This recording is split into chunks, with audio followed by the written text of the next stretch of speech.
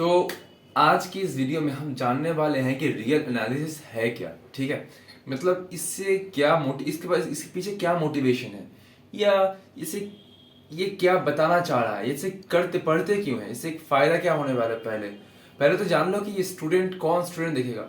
ये वीडियो उसके लिए है जो मैथमेटिक्स को डीपली जानना चाहता है और वो रियल एनालिसिस को पसंद करना चाहता है, पर उसके पास मोटिवेशन नहीं है। वो देखिए, इस साइंस कैटेगरी में मतलब फिजिक्स, केमिस्ट्री, मैथ, जो जो भी ऑनर्स होते हैं, इनमें बहुत सारी चीज़ें पढ़ाई जाते हैं। केमिस्ट्री में जो भी पढ़ाया जाता है उसका आप रीजन जानते हो, डायरेक्ट है वो चीज़ है। फिजिक्स में भी काफ़ी डायरेक्ट होती है, पर मैथ में आपको बताया नहीं जाता है कहाँ पे लगेगी या इसको क्यों कर रहे हैं। ठीक है, बस आपको पढ़ाया जाता है। देखिए, रियल एनालिसिस जो है वो एक मैथमेटिशियन की बेस है, समझे। मतलब वो बेस है, इसको आप पार नहीं करोगे सही से मतलब मास्टर नहीं बनना है इसमें। सही से सही का मतलब है इसकी जो मैप है आपके दिमाग में बनी होनी चाहिए। आप एग्जाम दो, एग्जाम में अच्छे मार्क्स लाने की जैसे पढ़ना पड़ता है पढ़ो, पर इसको मास्टर करने की जो आपकी अंदर में जो होनी चाहिए, इसको मास्टर करेंगे तभी जाके आप एडवांस पढ़ पाओगे, ऐसा कोई बात नहीं है। आप पढ़ो, आप पढ़ने के बाद इसके अंदर में जो है आप जानने की कोशिश करो। आप एक मैप बनाओ कि इसमें हो क्या रहा है, इसमें कौन से टॉपिक्स है। इसमें real structure of real analysis जो होती है, जैसे कि रियल नंबर्स के ऊपर जो टॉपिक होते हैं ना, ये रियल नंबर्स के ऊपर टॉपिक ये क्यों होते हैं, इसका क्या जरूरत है।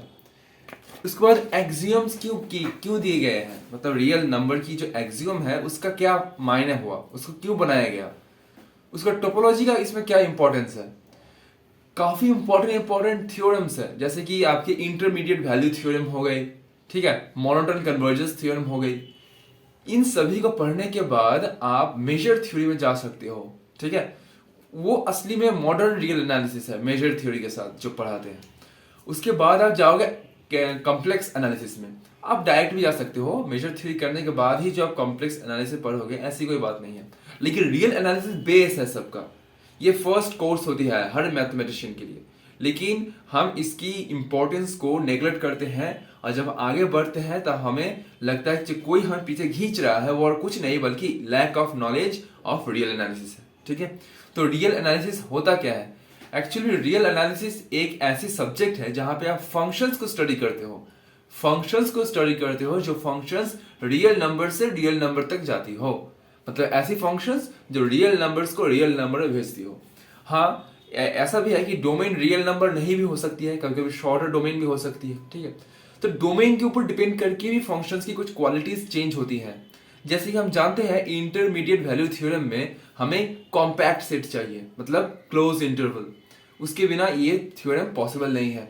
फिर और दूसरी तरफ अगर हम देखें, जो हमारे एक थ्योरम है जिसको बोलते हैं यूनिफॉर्म कंटिन्यूटी, जहां पे दिखाता है कोई भी कंटिन्यूअस फंक्शन किसी भी कॉम्पैक्ट सेट में अगर डिफाइन है तो यूनिफॉर्म कंटिन्यूटी होने वाली है ना। तो ये भी डोमेन की टोपोलॉजी के ऊपर डिपेंड करती है। अब इंपॉर्टेंट बात है, ये टोपोलॉजी काफी इंपॉर्टेंट है हमारे रियल एनालिसिस के लिए। ठीक है, और ये टोपोलॉजी वो टोपोलॉजी जैसे नहीं है जहां पे आप पढ़ते हो अलजेब्रिक टोपोलॉजी, वैसा टोपोलॉजी नहीं है। ये मेट्रिक टोपोलॉजी है, यानी मेट्रिक स्पेस के बारे में। ठीक है, तो मेट्रिक स्पेस की जो इंपॉर्टेंस है वो यहाँ पे देखने को मिलती है। हम जो बोल रहे थे कि रियल एनालिसिस में टोपोलॉजी की जो इंपॉर्टेंस है, अब वो मेट्रिक स्पेस में की थ्योरी से हमें पता चलती है। देखिए, मेट्रिक स्पेस जो है वो रियल नंबर की जो एक स्ट्रक्चर है उस पर डिपेंड करके बनाई है। मतलब रियल नंबर्स में हम सीक्वेंस के बारे में पढ़ते हैं, आप सीक्वेंस के बारे में पढ़े होंगे। जो स्टूडेंट्स नहीं पढ़ा है, जिसके अंदर रियल एनालिसिस के बारे में कोई भी ज्ञान नहीं है, उसके लिए वीडियो थोड़ी टफ हो सकती है, क्योंकि हम डायरेक्ट थ्योरम्स के बारे में बात करने वाले हैं, आर्बिट्रेरीली कॉन्सेप्ट के बारे में बात करने वाले हैं, जिसके पास नॉलेज है रियल एनालिसिस की, बट वो मोटिवेशन उसको नहीं मिल रही, वो उसके पास वो सूखापन लग रहा है, जैसे कि आप रोटी खा रहे हो सूखी सब्जी के साथ। ऐसा फीलिंग होती है जब आप पढ़ते हो रियल एनालिसिस, बट एक्चुअली में नहीं है। एक्चुअली रियल एनालिसिस पिज्जा की तरह होती है, मतलब बहुत टेस्टी होती है। आपको बस पढ़ने की मन चाहिए। ठीक है, आपको बस जानना है कि ये है क्या। काफी क्वेश्चंस है, आप सोचो क्वेश्चंस एक बन सकती है कि कोई भी एक फंक्शन लेते हैं, ठीक है, वो फंक्शन एक पॉइंट में कंटिन्यूअस है, तो कंटिन्यूअस होने का मतलब क्या, वहां पे वो टच कर जाएगा या इसका क्या मतलब हुआ। मतलब ऐसा कोई फंक्शन हो सकता है जो कहीं भी कंटिन्यूअस नहीं है पर एक पॉइंट पे कंटिन्यूअस है? क्वेश्चन सोचिए। फिर ऐसा फंक्शन हो सकता है जो कहीं भी आपका कंटिन्यूअस नहीं होगा, डिफरेंशियल नहीं होगा, पर एक पॉइंट पे डिफरेंशियल होगा? ऐसा हो सकता है? जबकि ऐसा होता है कि आपके पास एक फंक्शन है जो कहीं भी हर जगह डिफरेंशियल है बट एक पॉइंट को छोड़ के, जो है ओरिजिन। आप जानते हो वो है मॉड्यूलर मॉड फंक्शन, है ना? वो यहाँ पे डिफरेंशियबिलिटी नहीं है, बाकी हर जगह डिफरेंशियल है। बात समझ में आई क्या बोले? तो रियल एनालिसिस में काफी सारे क्वेश्चंस है। अगर आप क्वेश्चंस को समझ पाओ और उस टाइप की बुक्स पढ़ पाओ तो आप रियल एनालिसिस को प्यार कर बैठोगे। आपको लगेगा कि रियल एनालिसिस कंप्लीट है, ऐसा नहीं है। अभी भी बहुत सारे रिसर्चर्स हैं जो रियल एनालिसिस किए जा सकते हैं, इंडिपेंडेंट रिसर्च हो सकती है। मतलब काफी ऐसी थ्योरीज हैं जो अभी तक नहीं आ सकती थी लेकिन आ सकती है अगर आप अच्छे स्टडी करोगे तो। समझ में आया क्या बोला मैंने? तो इस रिस्पेक्ट में मुझे जो मैंने इस बुक की जो है रिव्यू किया था, बोला था मैंने, ये बुक बेस्ट बुक है। ये one of the best book है रियल एनालिसिस के लिए। इससे बेहतर बुक हो ही नहीं सकती। हाँ, इसमें अमाउंट ऑफ जो टॉपिक्स है वो काफी कम है कंपेयर टू अदर बुक्स जो मैंने आपको दिखाया था पहले, उसमें काफी ज्यादा होंगे। पर ये बुक आपको रियल एनालिसिस के बारे में बहुत कुछ देता है। देखिए, ज्यादा जानना इंपॉर्टेंट नहीं है, कम जाने लेकिन उसकी एक मैप बन जाए दिमाग में, वो इंपॉर्टेंट है। ठीक है, उसके लिए ये बुक चाहिए आपको। जैसे कि आपने बहुत सारे प्रोटीन्स खा लिया लेकिन वो एब्जॉर्ब होना भी तो इंपॉर्टेंट है। अगर वो एब्जॉर्ब नहीं होगा तो आपको मसल मास नहीं बढ़ेगा। ठीक उसी तरीके से ज्यादा पढ़ना भी इंपॉर्टेंट नहीं है, कम पढ़ो पर बेस्ट पढ़ो। आपको एक नॉलेज होनी चाहिए, ठीक है? हाँ, उसके बाद आप इसको कंप्लीट करोगे, आप प्रैक्टिस करोगे तो काफी इंप्रूव कर जाओगे। तब आप एडवांस बुक पढ़ो, तब बहुत बहुत सारे रियल एनालिसिस की बुक्स पढ़ो, प्रॉब्लम सॉल्व करो, ठीक है? लेकिन रियल एनालिसिस में काफी सारे क्वेश्चंस है। मैंने जो क्वेश्चंस कहा, मैंने जो भी कहा, इस बुक से पढ़ के ही मैंने कहा था, ठीक है? इसमें एक और भी इंपॉर्टेंट खास बात है, वो आप देख सकते हो। जो यहाँ पे एक प्रॉब्लम है दी गई है, वो ये देखो, ये जो इन्फिनाइट फंक्शन है ना, आप देख सकते हो, ये जो इन्फिनाइट फंक्शन है, मतलब समेशन है, इन्फिनाइट समेशन। इस समेशन को अगर मैं उलट पुलट कर दूं, टर्म्स को उलट पुलट कर दूं, तो क्या मेरा सम एक ही रहेगा? सम क्या चेंज नहीं होगा? अब देखो, अब यहाँ पे देख सकते हो, जब हमने उलट पुलट किया तो सम की वैल्यू चेंज हो गई, है ना? देखो, आप इस बुक को पीडीएफ को डाउनलोड करो, आप देखोगे पेज नंबर जो है 39 में है, चैप्टर 2 में है, ठीक है? जब इसका हम उलट पुलट किए तो इसके वैल्यू जो है वो चेंज हो गया। मतलब एडिशन में जो कम्यूटेटिविटी रूल फॉलो होती थी वो यहाँ पे फॉलो नहीं हो रही है। इन्फिनाइट सम में एडिटिविटी की कोई भी वैल्यू नहीं रह जाती है। तो कब उसकी वैल्यू होगी, कब नहीं होगी, इसके लिए जो आप है, आपको सीक्वेंस एंड सीरीज अच्छे से पढ़नी पड़ेगी। मतलब क्वेश्चंस को समझो। तो मोटिवेशन अगर चाहिए आपको रियल एनालिसिस के लिए, एक मोटिवेशन चाहिए, तो आपको चाहिए कि आप ये बुक पढ़िए या फिर टेरेंस टाउ की बुक पढ़िए, रियल एनालिसिस 1, ठीक है? एनालिसिस 1 भी पढ़ सकते हो, 2 भी पढ़ सकते हो। दोनों बुक एकदम अच्छे बुक है। रियल एनालिसिस क्यों पढ़िए, है क्या, व्हाट इज रियल एनालिसिस?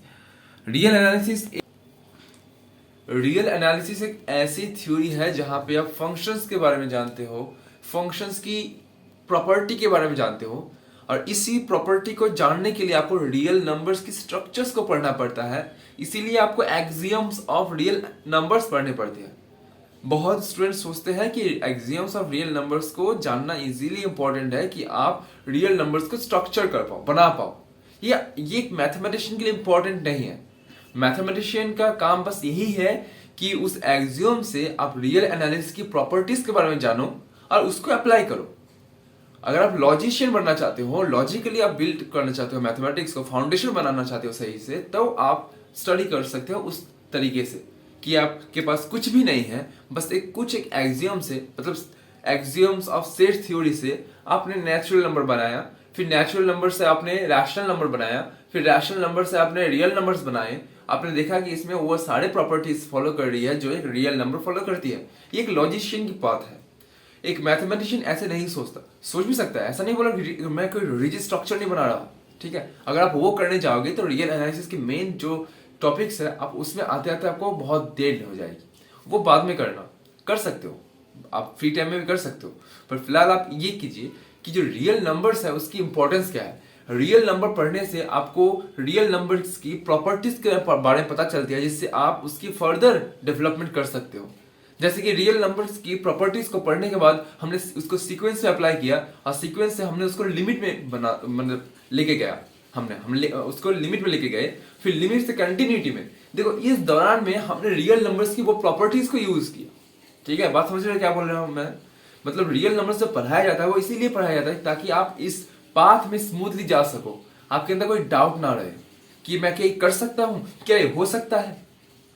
ठीक है, बात समझ रहे हो क्या बोल रहा हूँ मैंने, क्या बोल रहा हूँ? तो ये जो सारे पढ़ते हैं सिर्फ और सिर्फ हम लोग फंक्शंस की वैल्यूज, फंक्शंस के बिहेवियर्स के लिए पढ़ते हैं। तो हमने देखा कि हमने जाना कि रियल नंबर्स जो फंक्शंस होते हैं, रियल नंबर की सेट से लेकर रियल नंबर तक जो फंक्शंस होते हैं, इनको स्टडी करने के लिए फंक्शन रियल एनालिसिस को बनाया गया है, जहाँ पे हम फंक्शंस की कंटिन्यूटी, डिफरेंशिएबिलिटी, इंटीग्रेबिलिटी, इन सभी के बारे में पढ़ते हैं। ठीक है, शुरुआती दौर में ऐसे स्टार्ट नहीं हुआ था, ये काफी एक आपके सामने ऐसा परोस दिया जाता है कि ऐसे पढ़ो, बट एक्चुअली में ऐसा नहीं हुआ था। एक्चुअली में फंक्शंस की डेफिनेशन काफी बाद में आई थी, और डिफरेंशिएबिलिटी, इंटीग्रेबिलिटी, ये सारे कॉन्सेप्ट काफी पहले आ चुके थे, उनको काफी पहले स्टडी कर दिया गया था। ठीक है, अब रिगोरसली नहीं हुआ था, वो प्रिसाइजली नहीं हुआ था, बस करने के लिए, कैलकुलेशंस को करने के लिए, जहां पे गलती भी होती थी तो उसको उसी तरीके से सोचा जाता था। अगर आप देखोगे, आप अगर जानते हो कि बेसल्स प्रॉब्लम क्या है जिसको ऑयलर ने प्रूफ किया था, तो बेसल्स प्रॉब्लम, उन्होंने जब बेसल्स प्रॉब्लम दिया था उसके जो प्रूफ है वो काफी मतलब इंट्यूटिव था, और उसमें गलतियां भी थी, पर वो गलतियों को वहां उसके समय उस समय में पकड़ नहीं जा सकता था। ठीक है, इसके लिए कौशी रियल एनालिसिस को काफी जो है वो रिगोरस बना दिया, ऐसा रिगोरस बना दिया कि इसमें गलती की कोई गुंजाइश नहीं है, ताकि आप लोग भी गलती की गुंजाइश ना करो, इसीलिए रियल एनालिसिस पढ़ाया जाता है। मतलब जब भी सोचो मैथमेटिक्स के बारे में, आप प्रिसाइज सोचो, आप कुछ जैसे समझ सोच सकते हो। आप जब भी मैथ्स करोगे आप प्रिसाइज के साथ करोगे, आप में कोई गलती नहीं आएगी। और ये फर्स्ट ऐसी सब्जेक्ट टॉपिक है मैथमेटिक्स में जो आपको प्रूफ राइटिंग सिखाती है। आप प्रूफ के बारे में जानते हो, what is proof, what is theorem, what is lemma, what is propositions, इन सभी के बारे में आपको बताया जाता है। तो रियल एनालिसिस मन दे के पढ़ो। ठीक है, अगर आप इसे सही से पढ़ लेते हो तो आप मैथमेटिक्स में काफी अच्छे ग्रिप बना सकते हो। पढ़ने का मतलब, मैं बार बार बोल रहा हूँ, पढ़ने का मतलब ये एकदम नहीं है कि आपको इसमें मास्टर करना है। मास्टर कोई 1-2 दिन में या 1 महीने में या 2-6 महीने में नहीं बनता है। मास्टर होने के लिए आपको काफी टाइम लगते हैं। ठीक है, आप करते जाओ, एक नहीं देखोगे आप इसमें सब आपको इसमें सब कुछ पता हो रहा है। ठीक है, तो पढ़ते जाओ। बात समझ आए क्या बोला? और अगर आप प्रॉब्लम सॉल्व करते हो, आपको प्रॉब्लम सॉल्व में दिक्कत आ रही है और आप इससे मैथ से आपका मन उठ रहा है, तो मैं कह दूं कि प्रॉब्लम सॉल्व हर किसी के लिए इजी नहीं होती है।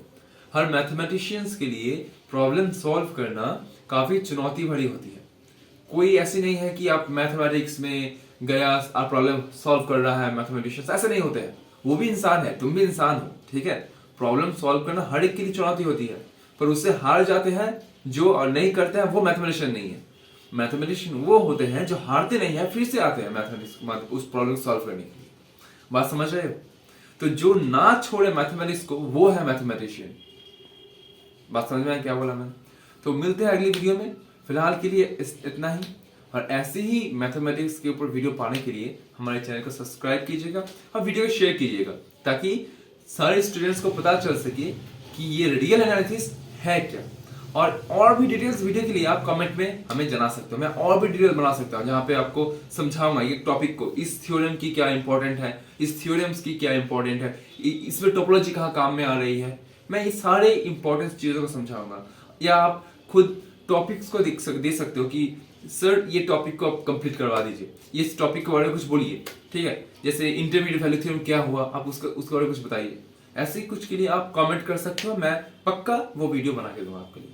तो आज के लिए इतना ही, मिलते हैं अगली वीडियो।